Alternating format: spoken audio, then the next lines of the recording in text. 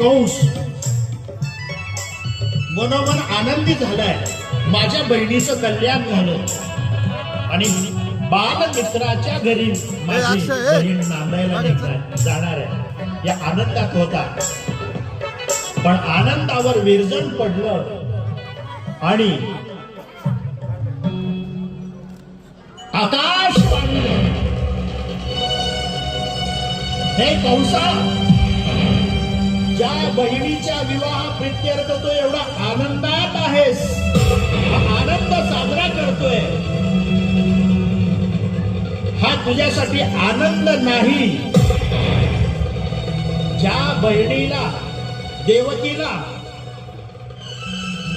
आपल्या बालमित्र वसुदेवाला तू देव केलंयस ना कंसा, याच तुझ्या बहिणीच्या पोटी 8वा म्हणून पुत्र जो जन्माला येणार आहे तोच तुझा वध करील अशा प्रकारे आकाशवाणी.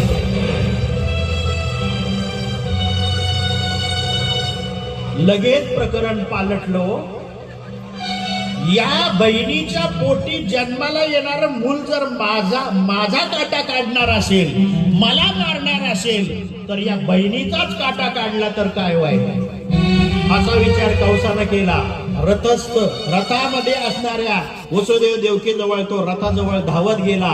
त्यानं या देवकीच्या केसांना हात घातला, केस पकडले आणि आपल्या हातातलं शस्त्र त्या देवकीवर उगारलं. तेवढ्या असणाऱ्या पती असणाऱ्या वसुदेवाने हात पकडला कंसाचा आणि कंसाला वसुदेव शास्त्र शिकवतोय. कंसा, अबला नारीवर शस्त्र उचलायचं नसतं. बहीण आहे ना रे तुझी, ही बहिणीला मारायला धावलास. तो कंस म्हणतो बहीण असली म्हणून काय झालं, हिच्या पोटी जन्माला येणारा 8वं म्हणून माझा वध करणार आहे, म्हणून मी हिला आता जिवंत नाही ठेवणार. वसुदेवानं सांगितलं, कंसा, 8वं मूल जन्माला आल्यानंतर ते तुला मारणार आहे ना. आकाशवाणी आम्ही पण ऐकली, पण हिला मारून काय उपयोग आहे. हे बघ, इमानदारीनं तुला सांगतो, आम्हाला बंदिवासात घाल. जे मूल तुला मारणार आहे ना, ते मूल आम्ही तुझ्याकडं सोपवून देऊ. त्या 8व्या मुलाचा वध तुला करता येईल याची व्यवस्था मी करेन. आम्हाला बंदिवासात घाल, पण अबला नारीवर शस्त्र उचलाय